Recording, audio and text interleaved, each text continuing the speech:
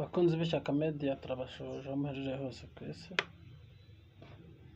Nk'uko bisanzwe ni Karisite, ndabashoje aho muri hose mugire amahoro y'Imana. Tuganira nk'ibisanzwe, baza tumaze kumenyerana hashize iminsi tuganira mu biganiro bitandukanye, cyane cyane twavuga kuri Muventura mu minsi ishize, ariko iyo ndizera tuzagumya kubiganiraho kuko amakuru mashyashya kuri yo aracyasohoka. Ariko muri kano kanya reka tuganire ku myanzuro mishyashya yasohotse ku bijyanye n'ibyemezo byo gufunga ndetse no gufungura insengero. Ibintu birakaze abanyarwandakazi. Ngira ngo ni umusibe ejo nibwo imyanzuro yasohotse kuri televiziyo Rwanda, baje kubisobanura mu kiganiro, yaba minisitiri w'ubutegetsi bw'igihugu, yaba Dr Uwicyeza ukuriye RGB niyo ifite mu nshingano amadini n'amatorero cyangwa imiryango ishingiye ku myemerere. Basobanura amabwiriza mashyashya agiye kugenderwaho, haba ku nsengero zafunzwe kugira ngo zemererwe gufungura, ariko n'izisanzwe zikora ko ziziyadabuta cyangwa se zigomba kuba zajyanishije n'ayo mabwiriza bitarenze umwaka. Ubwo rero ayo mabwiriza nabonye akomeye cyane. Ibintu birakaze.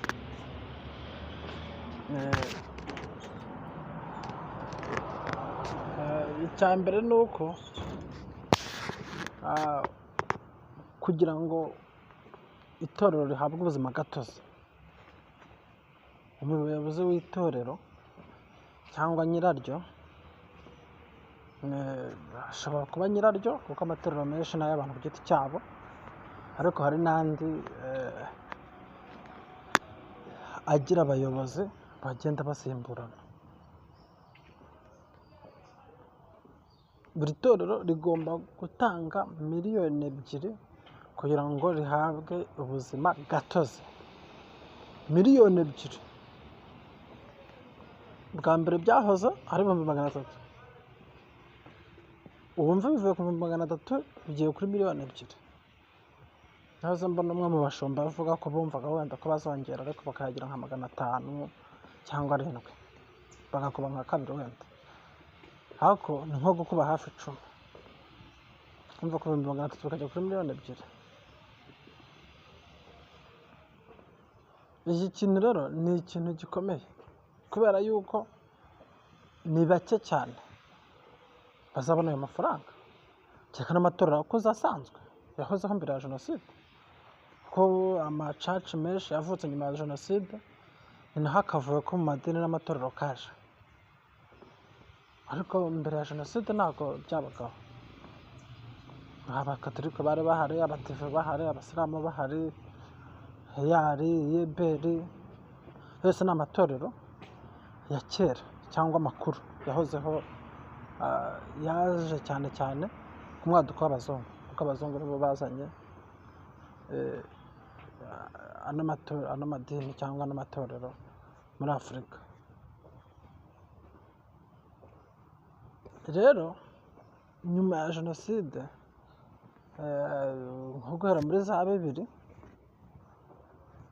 abanyamuhamagaro benshi, abo twita abanyamuhamagaro, bavuga butumwa, abantu b'abanyempano se, abantu bari basanzwe ari abashumba mu yandi matorero, bagiye bava mu matorero yabo bakajya gushinga amatorero yabo ku giti cyabo,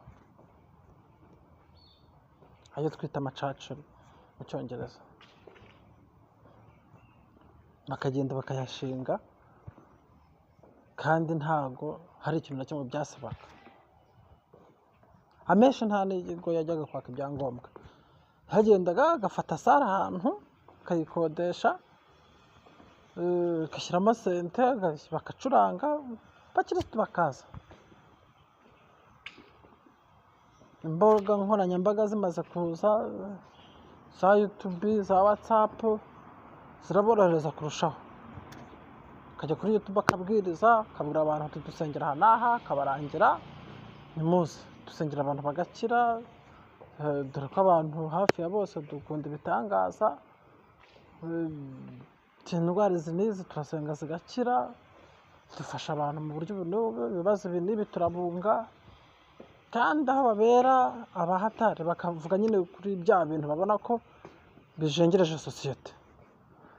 Ibyo bintu rero bigashitura abantu benshi, bamwe bakava mu yandi madini bakaza kubajoyininga, abandi bakaba batari bafite aho basengera bakabajoyininga, ariko ugasanga gukora ibyo bintu nta kintu bisabwa,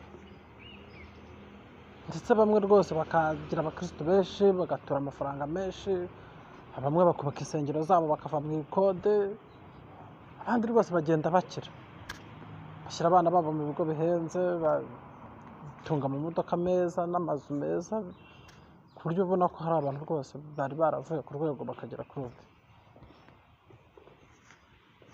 Rero impamvu mbanje kujya muri ibyo ngibyo ni ngo twumve neza ikintu cyatumye leta iza mu madini, ari nayo mpamvu iri kuzana imyanzuro ikakaye kuri uru rwego. Wenda izindi ngingo nazo turagenda tuzivugaho gake gake muri ino myanzuro yasohotse, ni myinshi ntabwo tuyivugaho yose, ariko harimo nk'ine cyangwa itanu iremereye, ariyo iri kuvugisha abantu benshi ku mbuga nkoranyambaga.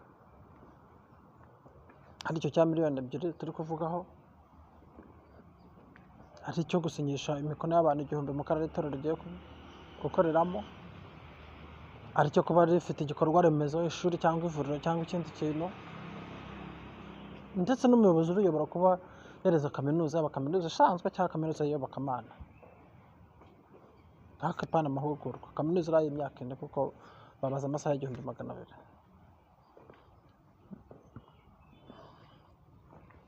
Rero ibyo ni ibintu byujujwe n'isengero nkeya cyane, zitagera no ku 10%. Rero abantu benshi b'abanyempano twavuga cyangwa bamaze kwandika izina, bagiye babona yuko mu bino bintu byo gushinga amadini n'amatorero hari ukuntu bikorera abantu ubuzima, bikorera abantu izina. Ntekereza ko ibi byashutiye abantu benshi bakagenda muri uwo mujyi wo gushinga amadini n'amatorero hatari ku muhamagaro. Bidakwiye ko nuko hatari abahamagawe n'Imana, harimo abakoreraga Imana by'ukuri, abantu nabo twumve nabi, ariko abenshi bagiye bajya muri uwo murongo. Bimwe mu bintu byagiye bibabaza leta bigatuma igera naho ibizamo,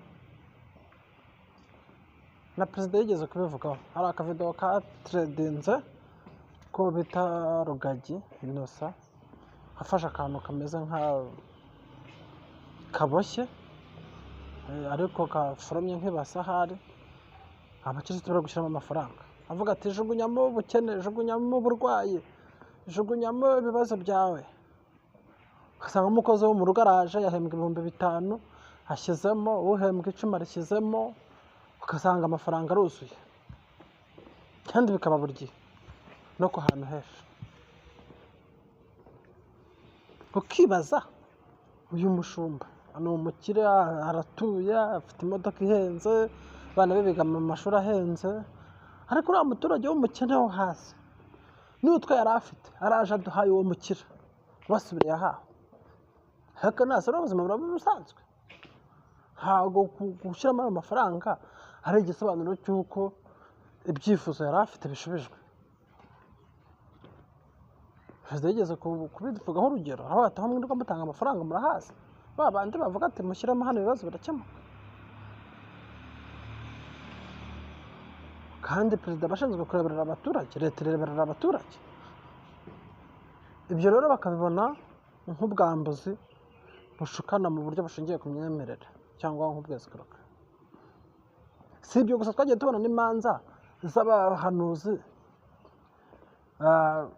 abakristo birirwa barikarama ati batumazeho amafaranga, yanciye 2,000 n'ibi ngo nkorere ibi ntibyaba, yanciye amafaranga yanaye ngo akorere, ntawe tujya kure. Ushinzwe Yongwe yarafunzwe. Yongwe ni umuntu wanditse izina uzwi muri kino gihugu cy'u Rwanda, uvuza mu bakozi b'Imana, arazwi, arakomeye. yazamukiye muri ADPR bigira hashinga itorero ryiwe, afite na televiziyo urumva akanabivuga akanabyigamba. Ndumva mbere yuko afungwa yabivugaga ati abana banjye biga mu mashuri meza kubera amaturo, ntuye ahantu heza, mfite imodoka nziza, ibyo nagezeho byose ni amaturo, abantu bature tumererwe neza. Ukumva harimo akantu kameze nko kwishongora cyangwa kwiyemera cyangwa kwirata kubera ko nyine yumvikanisha ko ageze ku rwego ruhambaye kandi biva kuri ayo mafaranga ahabwa. Akavuga ati umuntu ushaka kumusengera azane ituro, azane izo miliyoni, azane ibyo 100,000. Urumva ko ntabwo nawe uri leta wakwishimira ko umuntu yishongora ku kuba arya imitsi y'abaturage, ko ni ukurya imitsi y'abaturage. Birarenga, leta igira amahirwe kuko icyo gihe leta yari itaratera intambwe yo kubizamo, aba nyiramadini barashwana hagati yabo, barashwana bajya mu nkiko, bandikira za RGB baregana ati umuyobozi n'uyu yazanye ingengabitekerezo, uyu yazanye amacakubiri, uyu yaturiye imitungo. Noneho hahandi leta yababazwaga nuko uko aya madini yiyongera hagenda hagaragaramo abantu barya imitsi y'abaturage mu bintu bimeze nk'ubwesikoro. Leta igira amahirwe abo banyamadini baza kuyisanga ngo izibakiranure bashwanye. Ese urumva uri leta ibyo nta kintu wabikoraho? Iyo twabonye abayobozi b'amatorero bamwe namwe bafungwa, ntabwo bigiye kubagarukaho mu mazina si ngombwa. Kugeza aka kanya rero amadini niyo yashyize leta mu murongo mwiza wo kugira ngo leta yinjiremo igiye gukemura ibibazo biyarimo. Imyanzuro yose rero ikakaye izasohoka, amadini agomba kubyakira kubera yuko ni imyitwarire yabo yahamagaye leta kuza, ntago ari leta yifashe ngo ize. Tukivuga kuri iyo myanzuro rero tureba kuri iki cya 2 miliyoni.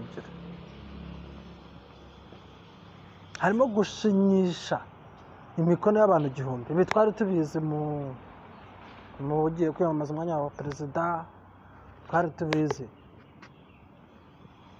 mu bagiye kwiyamamaza mu badepite bajyaga gushaka imikono. Ariko numvise umuyobozi wa RGB bisobanura ati niba umuntu agiye gushinga idini cyangwa ni igikorwa gifitiye abaturage akamaro, nagenda asinyisha abantu 1,000 muri ako karere bashyigikiye icyo gikorwa. Ndetse harenzeho ikindi gikomeye ati iryo torero rigomba kuba rifite igikorwa remezo, cyaba ishuri cyangwa ibitaro cyangwa ivuriro. Ndetse n'ikindi kintu kivuga ngo ni ukuba ufite urusengero rwawe kandi rwujuje ibisabwa, bya bindi twabonye by'imirindankuba, rwubatse ahantu hemerewe gusengerwa, rwujuje ibisabwa. Ntabwo dushaka abantu bagendana amadini mu mufuka. Ukodesheje sale, muyikodesheje muri 4-5, bamwe barasenga bavamo abandi bajyamo.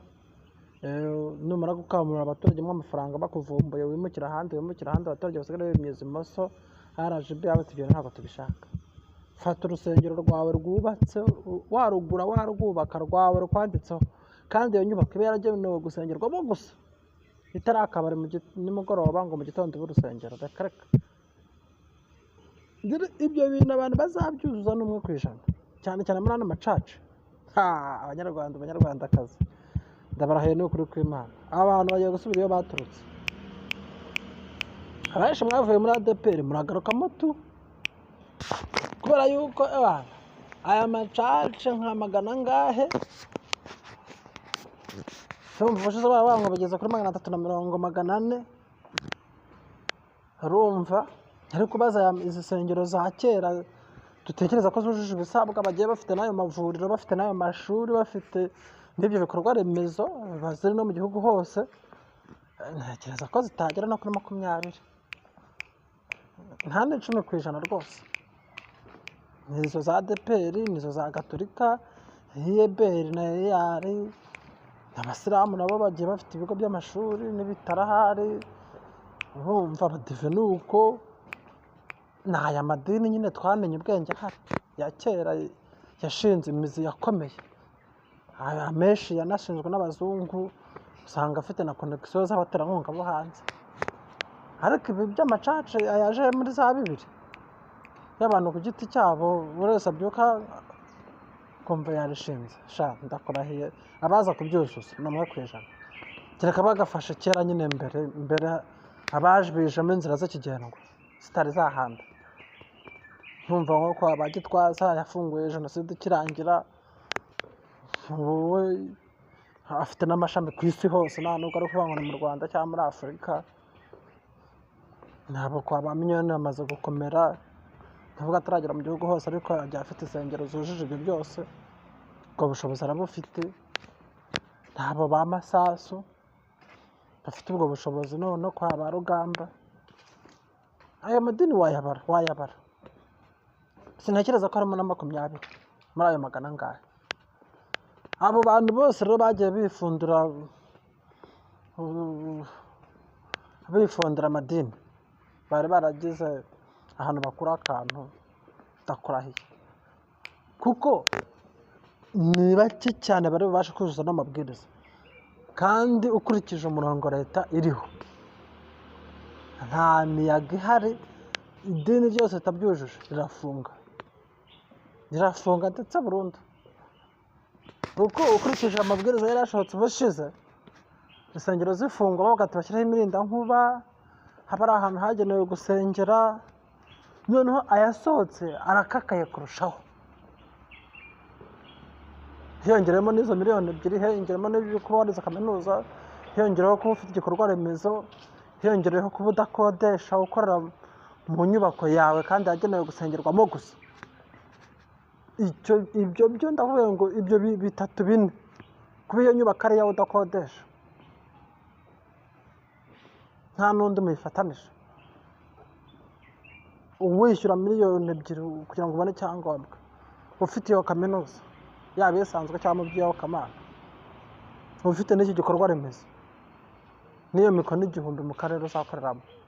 Ndakurahiye so imyanzuro 4 cyangwa 5 iyo irizuza umugabo usebye.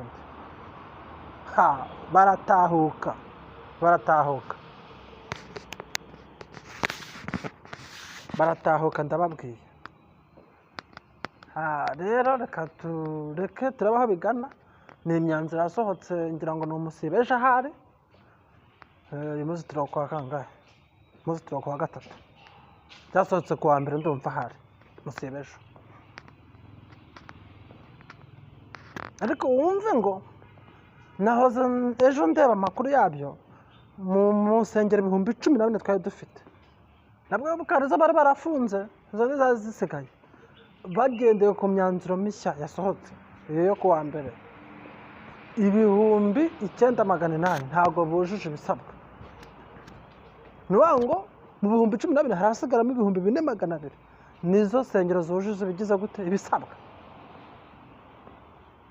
Kandi ubwo muri ibyo 4,200 ubwo wasanga nka Gatolika ifitemo 1,000, ADPR ifitemo 800, Abadiva bafitemo nka 500, Abasilamu nka 300. Ayo madini nababwiye yakuze nyine ya kera cyayo hambere twabyirutse dusanga, kuko ya nyine agiye afite amashami mu gihugu hose, kandi agiye afite insengero nyinshi zuzuza ibisabwa.